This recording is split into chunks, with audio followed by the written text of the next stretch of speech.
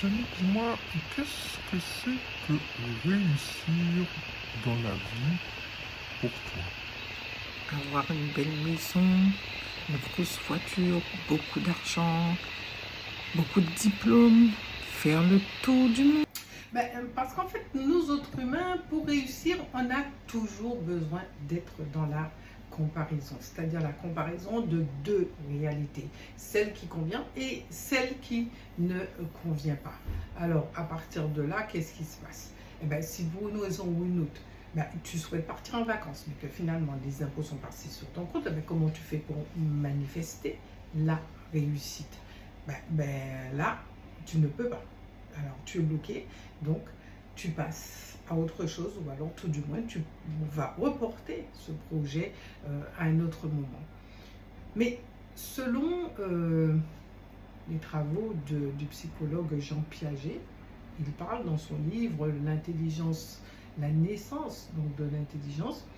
Avant l'âge de 2 ans, l'enfant ne fait aucune différence entre le monde intérieur et le monde extérieur, parce qu'en fin de compte, il fusionne avec l'ensemble, avec tout ce qui l'entoure.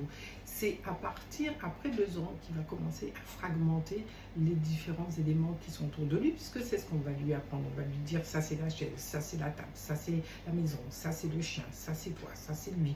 En fin de compte, là, il va entrer dans ce monde intérieur et extérieur, parce qu'il va comprendre que entre lui et ce qu'il voit, il y a une grande différence. Donc il y aura des émotions, des désirs, des besoins, et en fait tout ce qui l'entoure va devenir quelque chose extérieur à lui. Donc à ce moment-là, il rentre dans ce monde.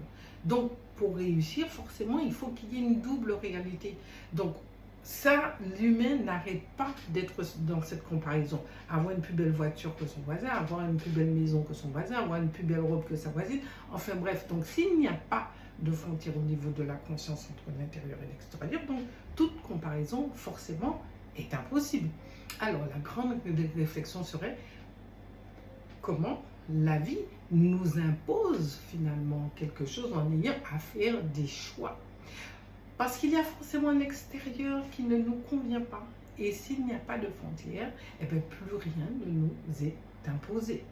Alors, toutes les charges émotionnelles et les souffrances que nous vivons tiennent au fait que l'on vive qu'on vive toutes les situations de manière séparée.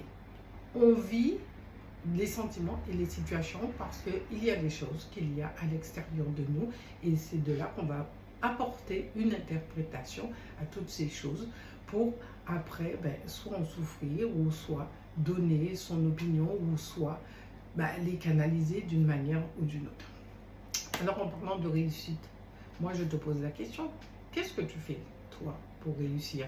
Ou qu'est-ce que, après avoir entendu ces éléments, quel serait pour toi le mot réussir?